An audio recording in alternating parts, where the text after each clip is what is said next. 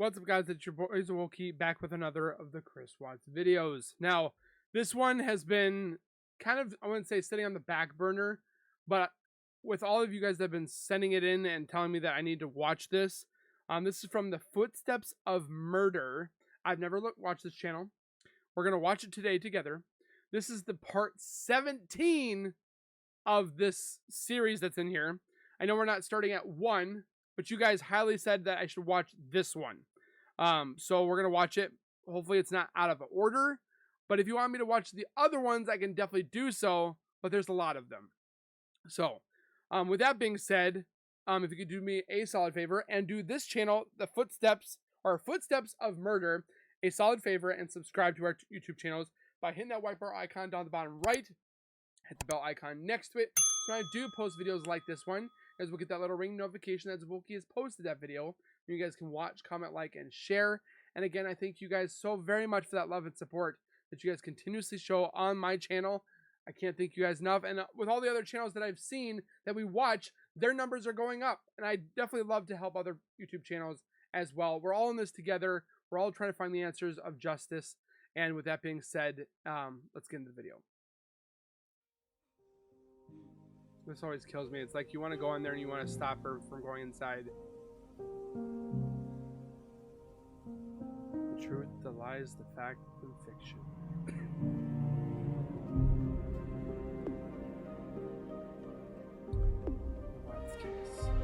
And again, I know this case is almost 6 years old. I know there's going to be things that are re-talked about, re-looked at. If you don't want to watch it, don't watch it. You don't have to be here. I want to keep this case alive so it doesn't die because I feel that there is more to this case. But again, don't be upset. Don't be pissy. If you don't like it, you don't have to watch it. We're not forcing you guys to watch this.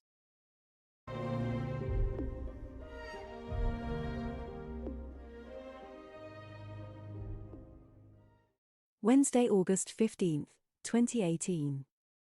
Completed a law enforcement support packet for Christopher Watts' girlfriend, Nicole Kessinger. I, Colorado Bureau of Investigation CBI investigative analyst Jillian Ganley, created a law enforcement support packet for Nicole Kessinger. Kessinger is the girlfriend of Chris Watts. The support packet was created so CBI agents, Frederick PD detectives, and FBI agents could locate and attempt to interview her. I researched criminal and public data sources to determine current address of subject, current contact information, employment history, and criminal history. I completed searches in CCIC, NCIC, TLO, Clear, Lumen, Stext, CO Courts, Facebook, and Instagram. The information found was forwarded to AIC Kirby Lewis, FBI analyst Liz Dawson, and CBI agent Kevin Kobach, and was further disseminated from there.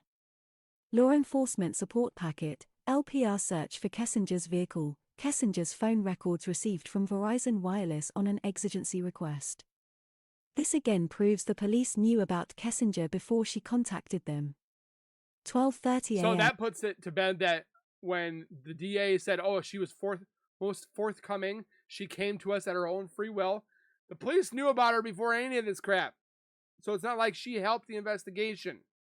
None of what she said helped at all. Watch the interviews. None of what she said helped in any shape or form. It hindered the investigation. It hampered with the investigation, as DA Rourke says in his interview when he expresses everything in front of the news reports and stuff. Officer Perez said. On the 14th of August, 2018 at approximately 11 p.m., Sergeant Bakes called me to come back to work and watch the house. At approximately 12:30 a.m. I arrived at 2825 Saratoga Trail and parked in front of the house. I was advised to stay watching the house and only document if anyone arrives at the house. I was advised that Christopher was spending the night at a friend's house. No one arrived at the house all morning. At 6 a.m. I was relieved from my position by Detective Baumhofer. 12:30 a.m. Chris said he went to bed around this time while staying at the Thayer's house. 5 a.m., Chris in interview said he woke up about this time. 5:14 a.m., Sandra Rousek called the police station. Shanann's mother requesting a call.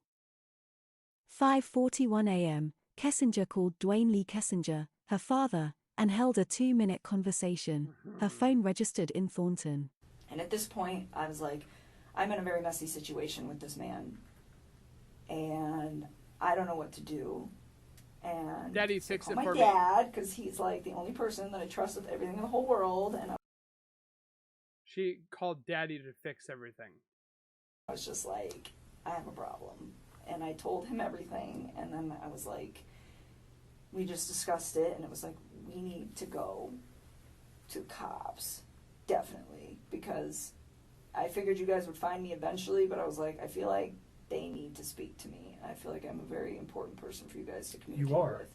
6 a.m. on the 15th of August, 2018, FBI Supervisory Special Agent, SSA, Todd Sandstedt requested Writer respond to 2825 Saratoga Trail, Frederick, to assist investigators with an Internet Service Provider, ISP, router. 6 a.m., Officer Steve Wallier said. On August 15, 2018 at 6 a.m., I reported to 2825 Saratoga Trail in order to process what I was informed was a consensual search of the scene for clues to missing persons that I was informed resided there. I am assigned as Field Evidence Technician for this agency. 6 a.m., I Colorado Bureau of Investigation, CBI, Crime Scene Analyst, CSA, D. Yoakum was contacted by CBI Crime Scene Manager, CSM, D. Maloney and requested to respond to 2825 Saratoga Trail in Frederick at 6 a.m. on Wednesday, August 15, to assist with the processing of a residence in which 3 family members had been reported missing by their family and friends. 6 a.m., Nicole Atkinson finished work. 6:10 a.m., Barbara Kivett. Somebody just told me the other day, I didn't know this, that this is Kessinger's mother. I didn't know that. I'm stupid for even think. I didn't even put the two together. This is actually Nicole Kessinger's mother. Kessinger's mom called Kessinger and held a 23-minute conversation. Kessinger's phone registered in Thornton. 6:13 a.m., Nicole Atkinson leaves work. 6:22 a.m., police access admin user login to view logs on the home router. Man, this girl's going through everything. 6:51 a.m., Deanna Roberts called the police station.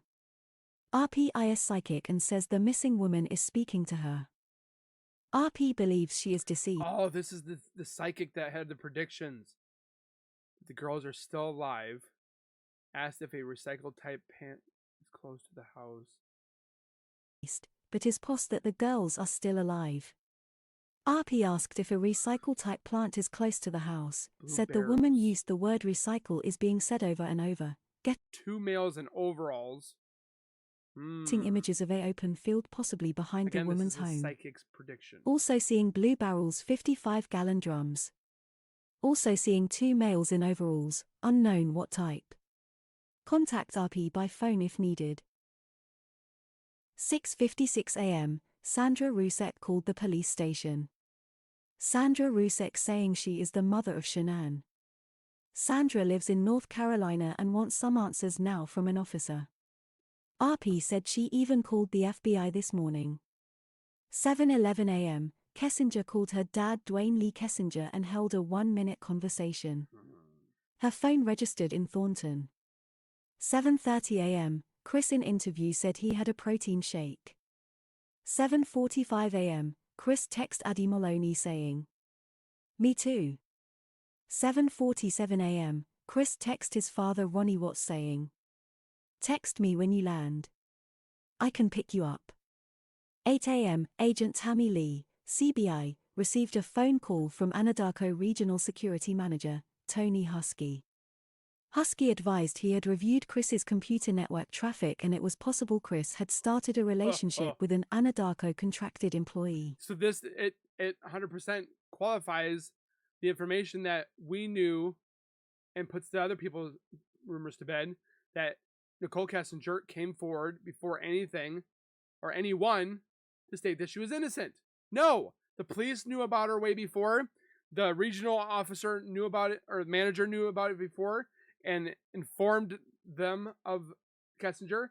Nicole Kessinger never helped the investigation. She hampered it, hindered it. How many times we gotta sit there and say it? The DA literally stated the exact same thing.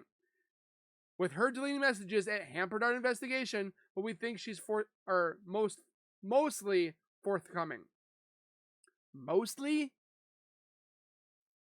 Husky advised he located emails between Chris and the contracted employee, who he identified as Nikki Kessinger. Both were fired. 8:07 a.m., analyst Gillian Ganley said. I received information from CBI agent Stacey Galbraith that Chris Watts possibly had a girlfriend, Nikki Kessinger.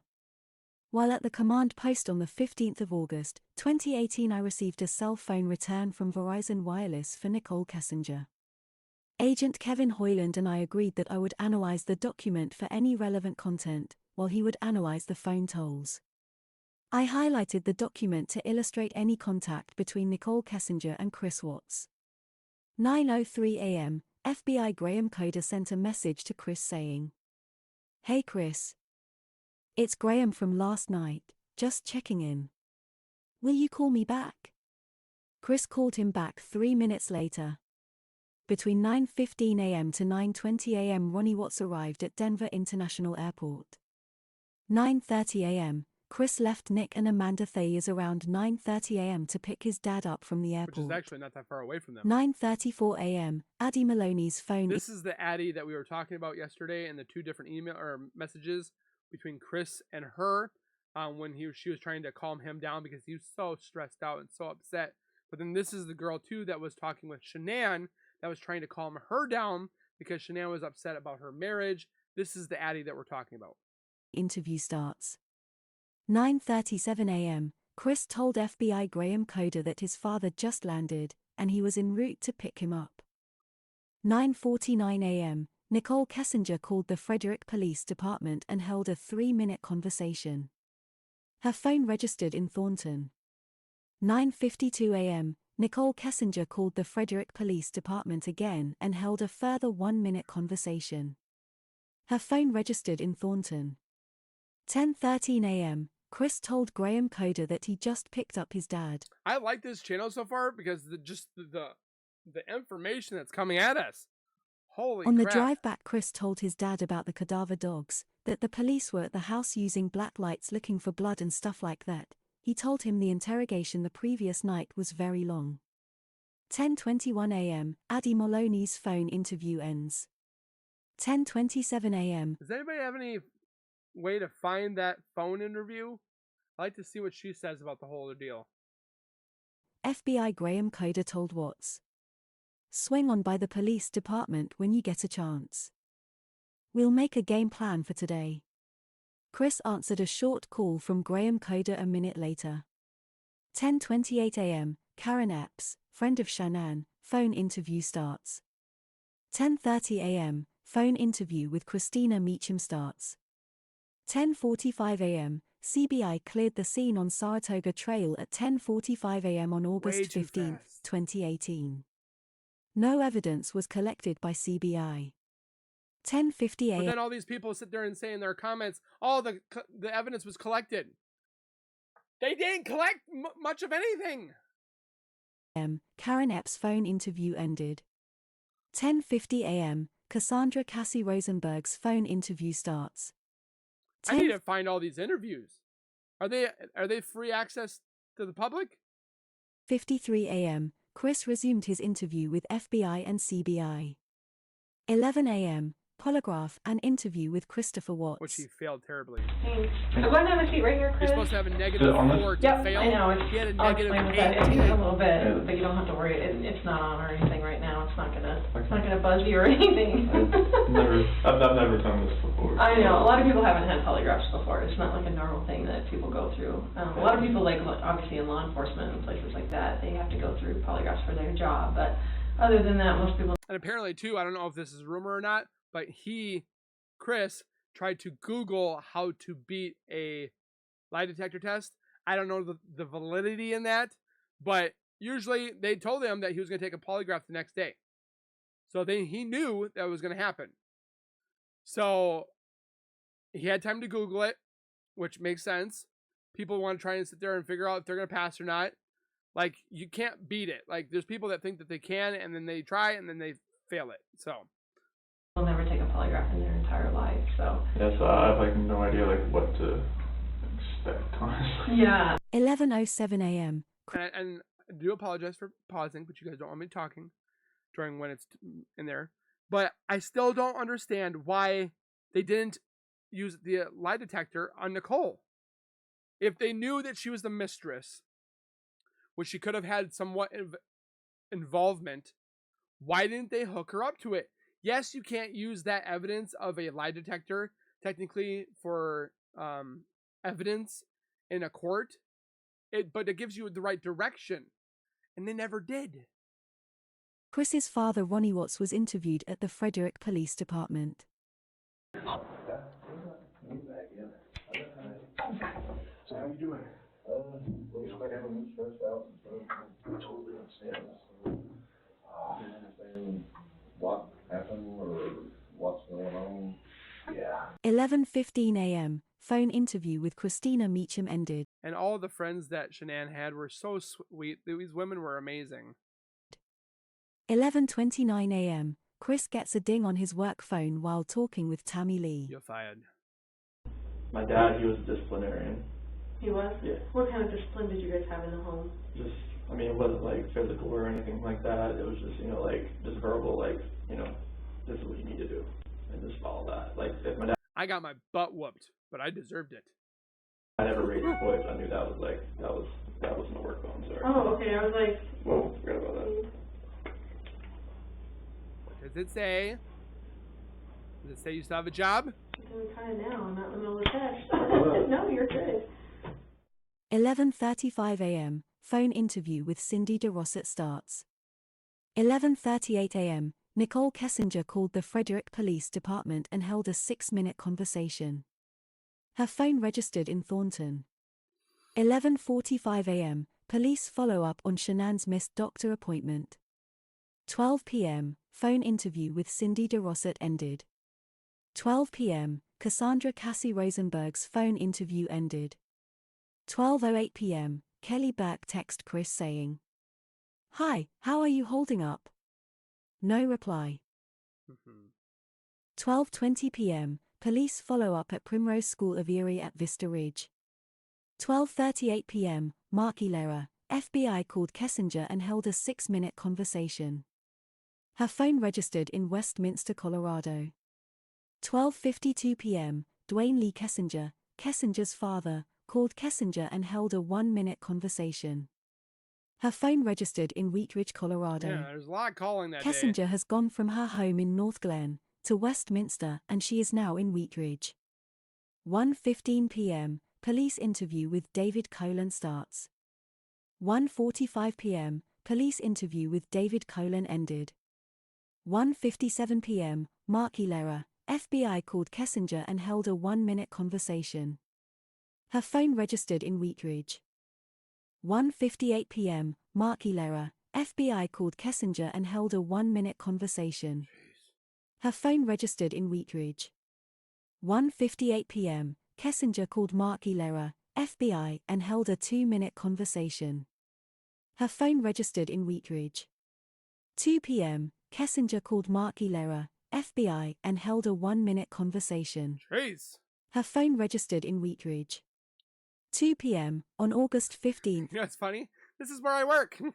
2018 at approximately 2 p.m., Commander Borders, and myself, Corporal DeWitt, met with Agent Matt Saylor and Agent Greg Zentner from the Colorado Bureau of Investigation, CBI, and a representative from Anadarko, Luke Epple, at the Love's Truck Stop in Hudson, Colorado. We were requested by Commander Dave Egan with the Frederick Police Department to assist in searching the area around an oil well site with our small unmanned I aerial don't work at this one, but system. Upon arrival at the well site, Commander Borders and Detective DeWitt deployed an unmanned aerial system drone to survey the well site at approximately 15:27 p.m. 2:27 p.m., Leonard King, ex-husband of Shanann, phone interview started. 2:48 p.m., Leonard King phone interview ended.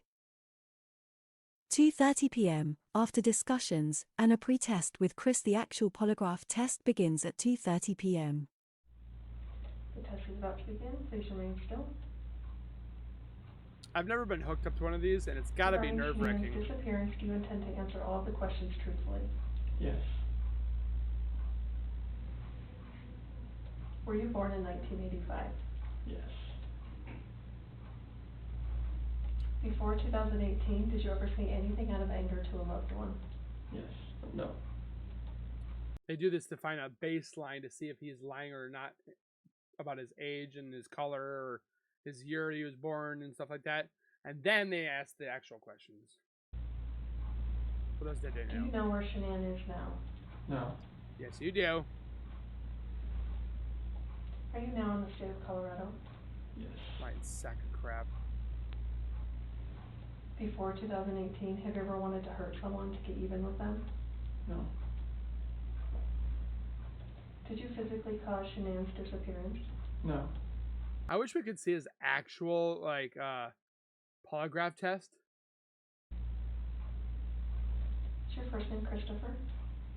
Yes. It's actually a monster, but, you know. Before 2018, did you ever lose your temper with someone you cared about? No.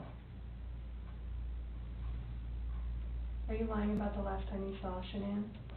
No. Yes. This portion of the test is complete. Please remain still while I take the instrument out of operation. Man, they didn't ask him a lot of questions either. I thought they asked a lot more. Unless there's things that they cut out. Alright, how'd you feel? Same as all of it? I think it was She the knew same for already. everything. She's like, this man failed terribly. It's kind of hard to relax. I know, I get it. At 3:27 p.m. an aerial drone is deployed at Survey 319 to survey the well site. And they were looking in the tanks, but they couldn't see them because they were in the oil.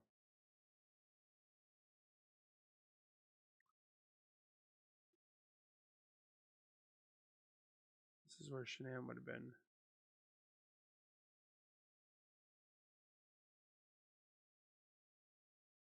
At 3:43 p.m., Kessinger called Mark Ilera, FBI, and held a 1-minute conversation.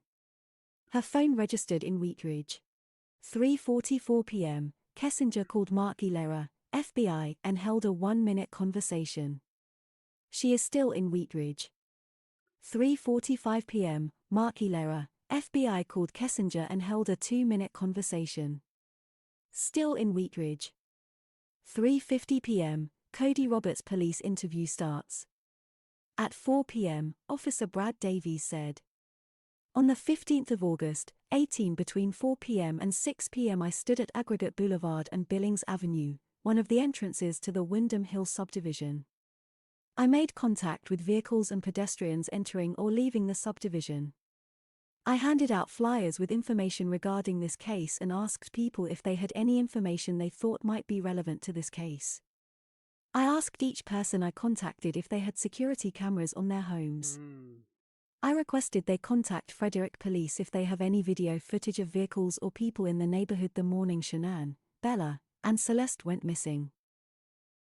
At 4 p.m., directly after his polygraph agent Tammy Lee tells Chris, "It was completely clear that you were not honest during the testing, but I think you already know that." And you could have made it so that they never wasted any time or whatever, and he could have said, "Yep, I did it, unfortunately." But he wasn't a man in this situation. He was a man before, but then he lost that man card once he murdered his family, lied, and all the above. "You did not pass the polygraph test." Chris said, "I did not lie to you during that polygraph, I promise." Graham Coder said, "Chris, just stop, it's time." Look at that game face right there. It is completely clear that you were not honest during the testing, and I think you already know that. You did not pass the polygraph test. Okay. Okay. So now we need to talk about what actually happened. And I feel like you're probably ready to do that. I didn't lie to you on that polygraph, I promise. Chris, I know. Chris, stop. It's time. Just I'm- stop for a minute. Take a deep breath. Good cop, bad At cop. 4:15 p.m., At approximately 4:15 p.m. investigators conducting the drone search at Survey 319 spotted a bed sheet in the field near the tank battery. The sheet matched the pattern of several pillowcases and a top sheet recovered from a kitchen trash can from the Watts' residence early that day. That search was conducted with prior consent provided by Chris. They found a rake also that was broken, the head of it, and the stick later on, so. The drone search also revealed fresh movement of dirt consistent with a clandestine grave near the oil tanks. Which there was other footprints there, not just one. How could you do that? You put your wife there.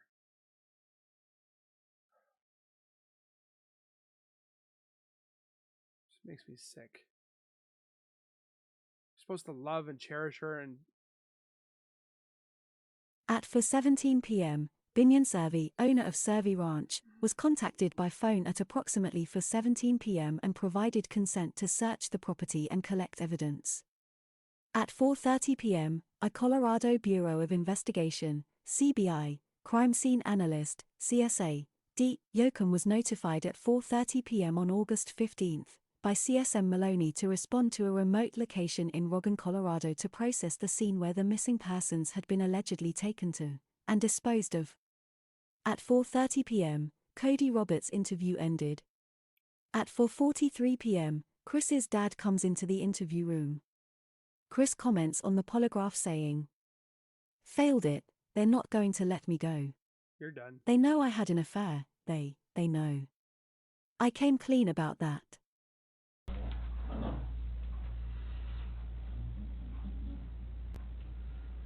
Tell what's going on in the thing, or?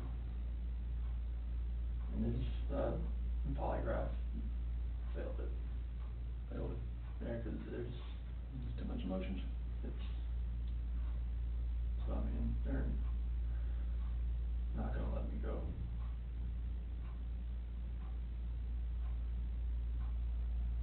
Is there any reason why they shouldn't? They know I had an affair. And they know. I can't clean about that. But you see, he said they knew about the affair. Like, the way he worded it, like, they knew I had an affair. Like, he had told his dad already. It's just the way he worded it was what I think that Ronnie knew about it. Again, I can't say for certainty, but I think that they knew about NK. They just haven't met her. They knew you had an affair. Mm-hmm. Anything else you wanna tell me, what's going on, or what happened, or anything, or you know anything about? When we had that conversation that morning, it was emotional, it was, told her about separation and everything like that. Mm-hmm.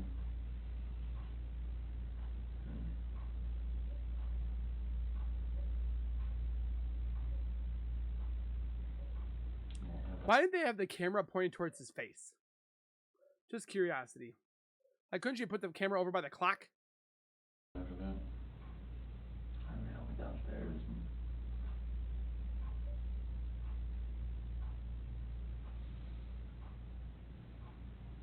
I don't want to protect her. what? I don't want to protect her. You don't wanna protect her? I don't know what else to say. What happened? Huh? She hurt him? Yeah.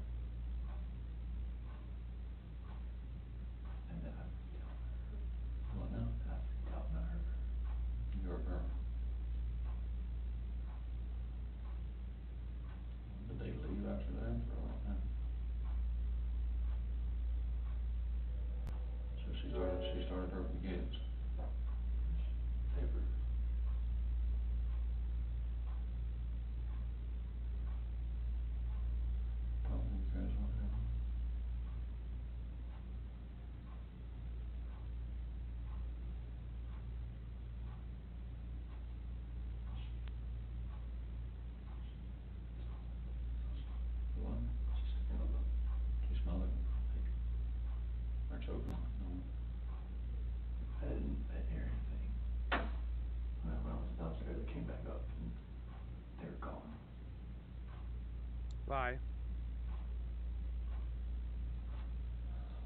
I don't know, like me talking to her about that. Talking to her about separation and everything, about, like, when she lost it. I don't know, like, what else to say, like, 'cause I freaked out. I didn't speak on her.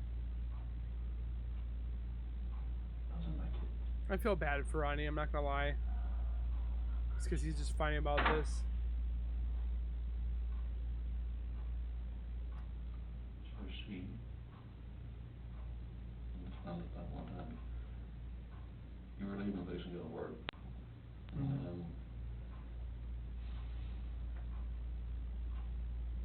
she freaked out over the separation and everything. Like, she laid back down, but that's when I went downstairs, but I heard like a little commotion upstairs, but I didn't think anything of it. And then you went back upstairs and she was, I could see, like, she was on top of the machine. what, choking her or?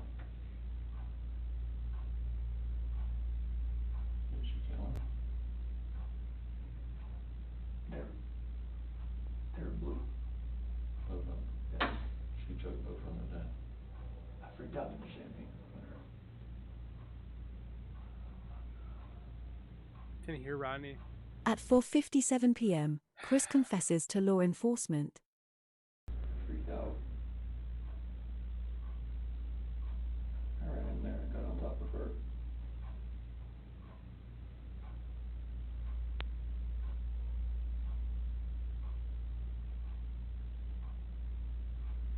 What'd you do?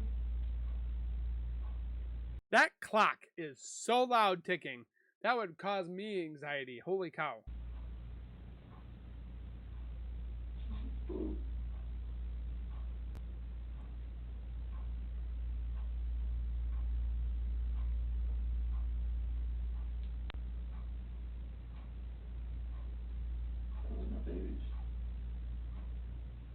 'Not babies, but yet you murdered them. They had them put in oil containers. Those are my kids. No, they're not. He lost dad's status when he took them away from this world. What happened? Something that hurt. Who, Shannon?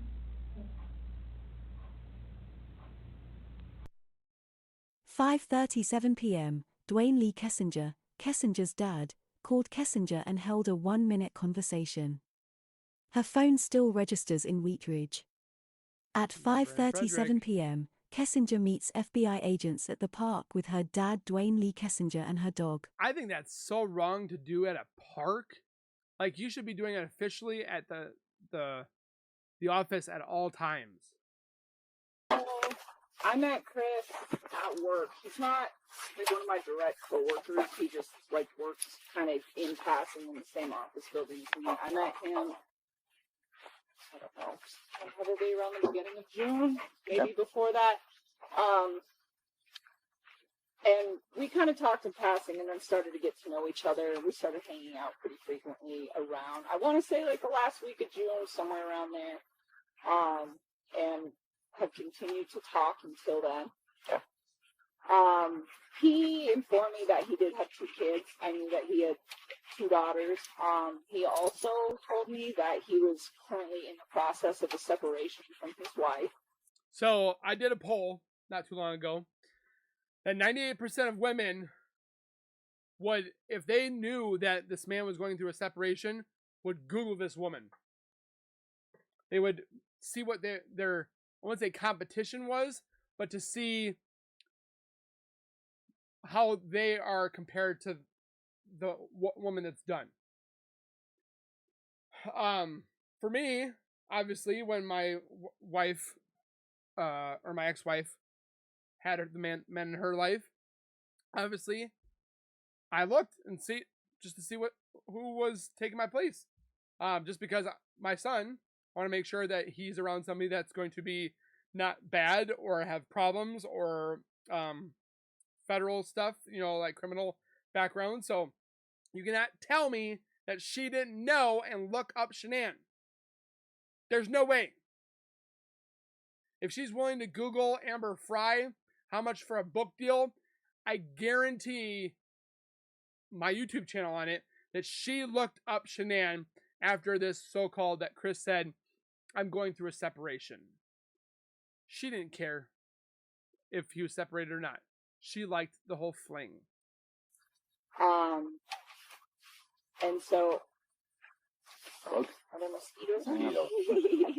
That he was in the process of a separation from his wife, and as far as I knew, that was becoming pretty finalized. And then Monday afternoon, he told me that she was like gone and he didn't know where she was. And at that point, I don't think that it set off any alarms in my head, just because she knew. I mean, I have friends that I text, and if I don't hear from them for like 3 hours or 6 hours or even like a couple days, I don't feel concerned about where they're at, because it's kind of a standard thing for me. But then she didn't come home that night. I was like, okay, well, maybe she'll come back. And I was kind of under the impression, since they're separating, that maybe she decided to take the kids. Maybe she decided to just leave for a few days. I don't know. I was I felt like maybe she was just trying to get some space. And I figured maybe that was why she left her stuff there, to just get some quiet. And then yesterday rolled around, and she's still not around. And that started to seem really concerning for me, that people still don't know where she is. She didn't care. They don't know where those little girls are. And at that point, I was like, you know what? I hope something did not happen to her and did not happen to her children. And that was when I decided that it's probably a good idea to just come talk to you guys and just let you know that I've been spending time with Chris. And that I already knew. That's as far as this got. So that's it. At 5:52 p.m., Chris wrote the letters S, B, and C on an aerial map of Survey 319, marking the spots where Shanann, Bella, and Celeste could be found. I think we have a picture of, is it Survey 319? I think we have a picture. Kind of walk you through that. I'm sure you have a ton of questions for us about, how your night, month, and week is going to look. Hey, kids, you ain't going nowhere. So Tammy, I was just telling him, I wanted to show him that picture. Yeah. And then we're going to talk a little bit about how the rest of the night's going to go. That looks familiar to you? What is that? It's the BRC Survey 319. Okay. Whereabouts is Shanann and the girls? How old is this picture? Today. That's today.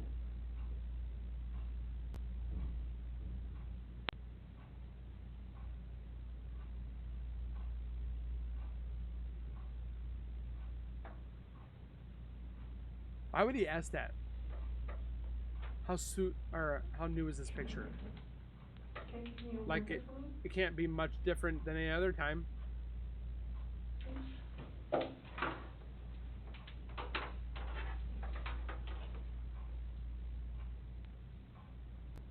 it's the paper, so just give me the S for Shanann. Okay, and where are the girls at? Mm-hmm. In these? Mm-hmm. So which one is, do you know which one?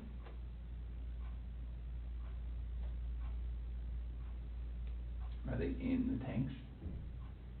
Can somebody who doesn't know what they're doing open those? Okay, it's easy to open them. What's in the tanks? It's a mixture of oil and water. See, when you look at this, why would you sit there and be like, oh, how new is this? Like, there's not much different. You go S, you go B, C. Like, why was he taking so long?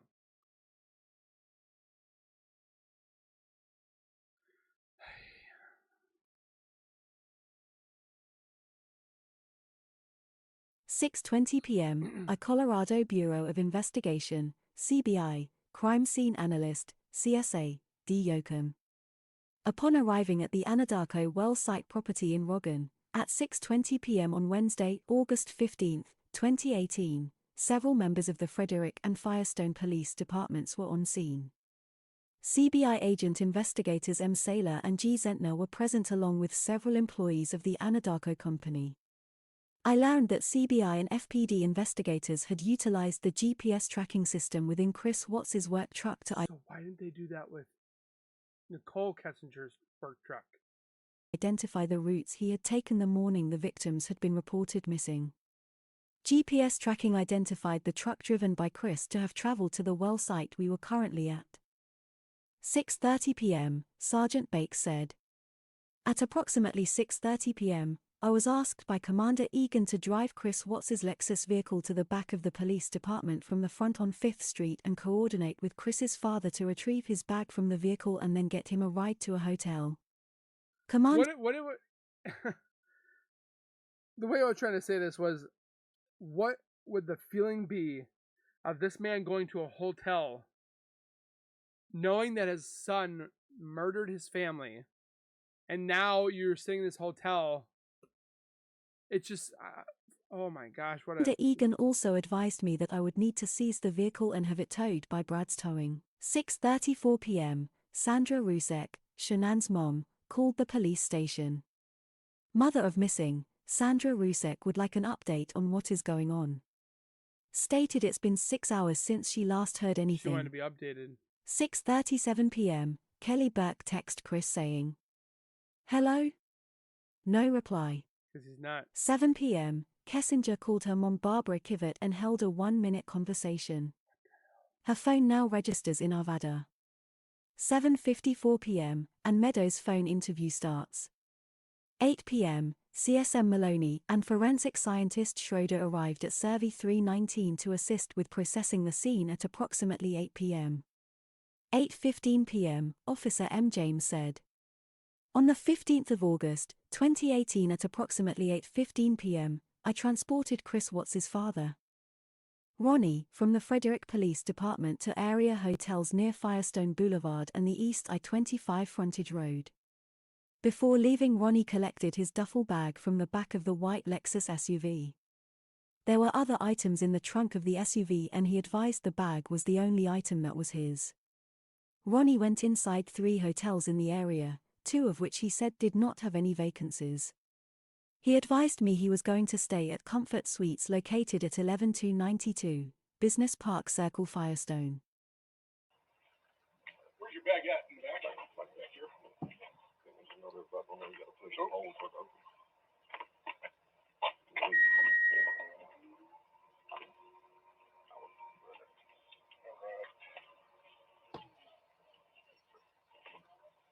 Is that all your stuff? No, this is mine. That's all I have. Okay, that's all I have. You're gonna follow up with the PD. At least they're nice enough to give him a ride. Sit in the back there, sir. And then, Hotel. yep. It's kind of goofy. Your seatbelt's on the left-hand side there. No, it's your seatbelt's right there. I've never seen this part. All right.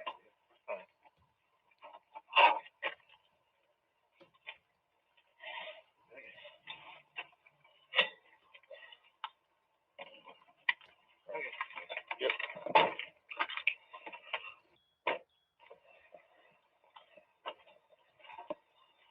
Wow, what a feeling that's got to be.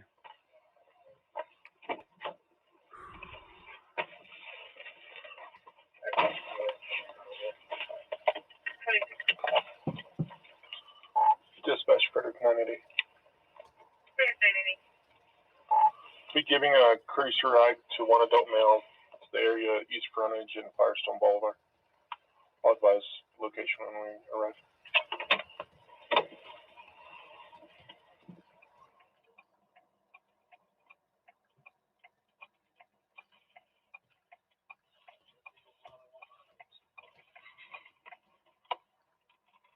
there's another one over there. So if you want to go, I'll let you out and you can go in and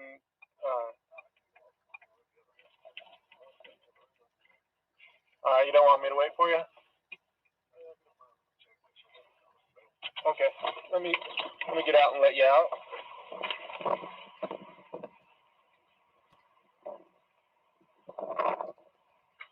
Here's why I'm watching this. I just want to see if anything is said about anything. I can grab that for you.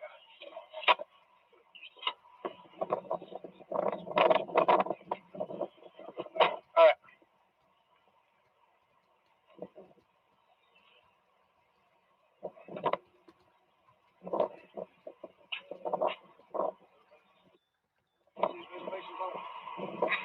Okay. If you want, I can get on the phone and call Comfort Suites and see if they have vacancy.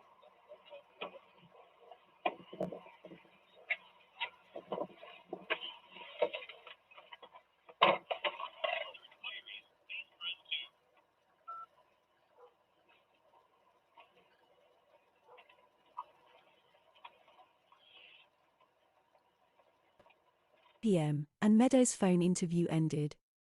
8:35 p.m., Kessinger called her mom Barbara Kivett and held a 17-minute conversation. Her phone now registers in Denver. Is she staying at Jim Gutowski's house? She told Chris she was going to stay with Jim till this was done.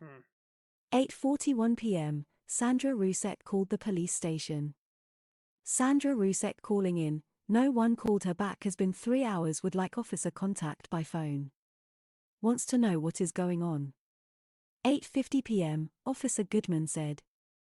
On Wednesday, August 15, 2018, at approximately 8:50 p.m., as requested by Sergeant Bakes, I secured the doors, rear hatch, fuel door, and hood of a white in color Lexus SUV, bearing Colorado license plate 528ZJV. The vehicle was a vehicle of interest in this active investigation, and I was further requested to have the vehicle towed and impounded by Brad's Towing, in their secured inside vehicle storage.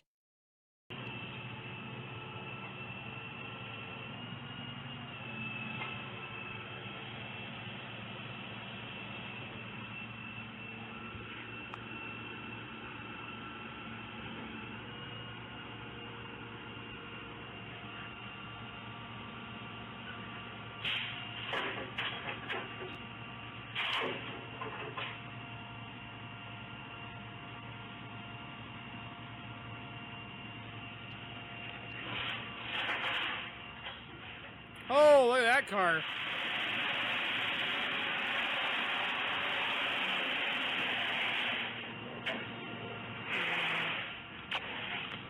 Would they flatbed it?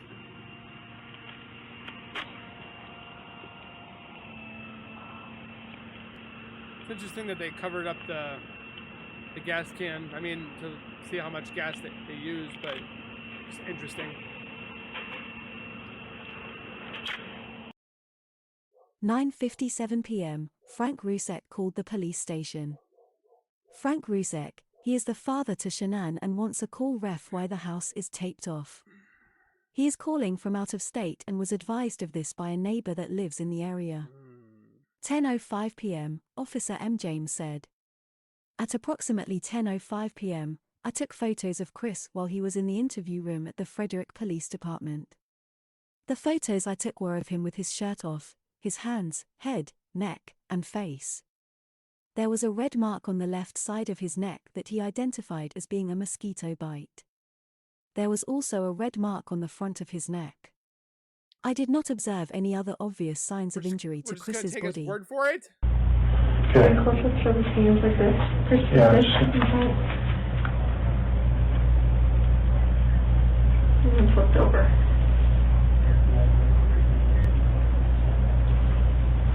Yeah, there's close-ups for the arms and chest and stuff. Can you put your hands down? And turn around for me again.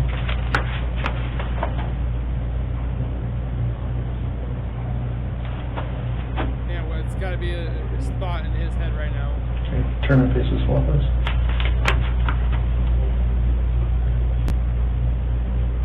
face me. Do you have like a mosquito bite or something like that? Oh, okay. And then face me out like this.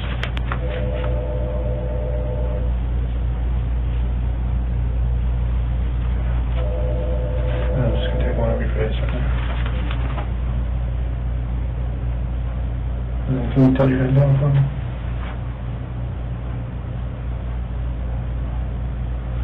And then hike up your, I'm sorry. go ahead and hike up your shorts a little bit.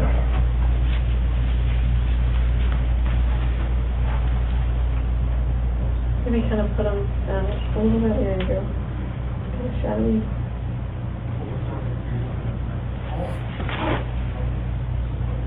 And I did want to reiterate this, is you don't see a lot of people with long sleeves on.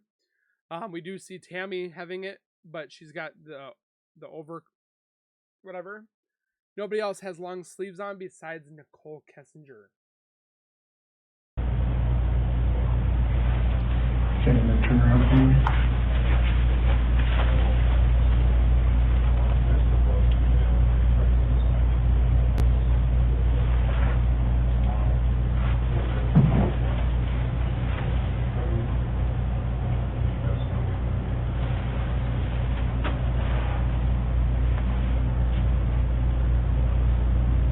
Okay, and put your shorts down. Good. Yep, you can put your shirt back on. Thank you. Thank you.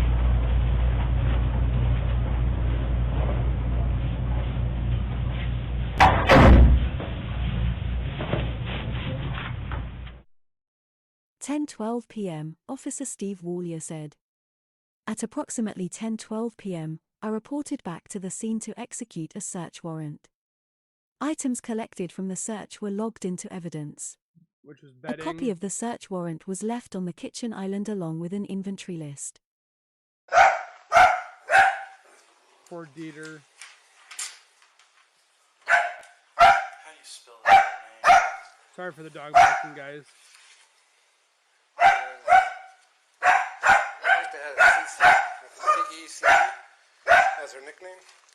I don't know. Dieter. Okay. We get the truck out here. He wanted to say so much. Anybody else show up? There's a few news crews out there.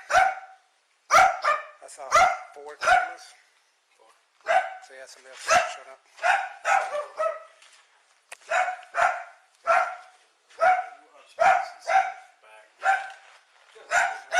Yeah, so where are they? Where's the one? Bella's this one right here.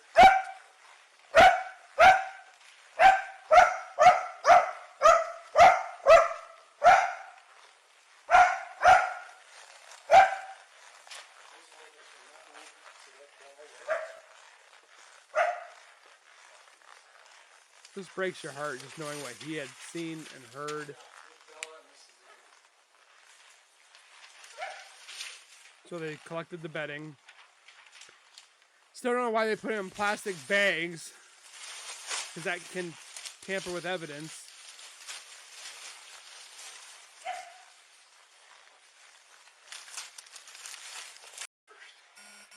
Mess with that. That was the fan. This is motion on here.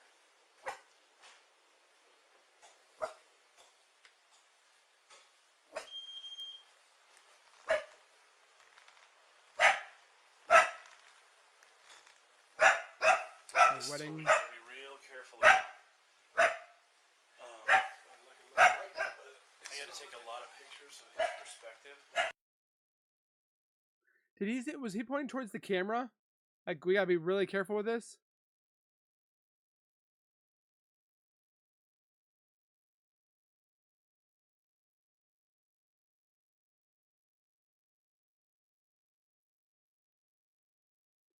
Audio probably removed for copyright purposes. Or Dieter.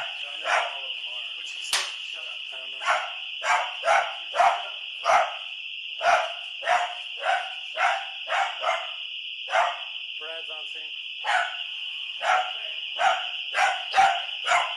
Can you go out and make sure that truck gets loaded up correctly? Okay. We don't have the keys that I'm aware of. So he's just gonna, you've sealed it, right? Okay. So the alarm keeps going off. Leave it over, because they'll stand up here, okay, so you can handle that real quick. Yep. Peter's like freaking out. So they were looking at the camera like I thought they were. See, I told you. There's her wedding ring on the nightstand underneath the lamp. Thrive patch. Watch charger.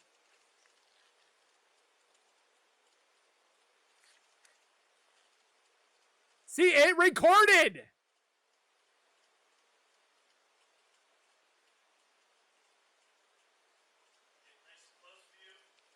Go back in there. Oh, this is the live. Okay, so they're. Go back in there. Well, I'll tell you when you're done. I don't think that they needed to do this. Keep going. Hold on and keep switching.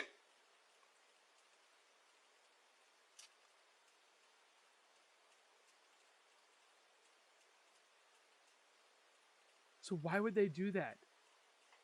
To show that it could record? I mean, it has a little spot in the back where see, look at the, Okay, now the other one. you can go in the back and you can find the chip where you put a SIM card in.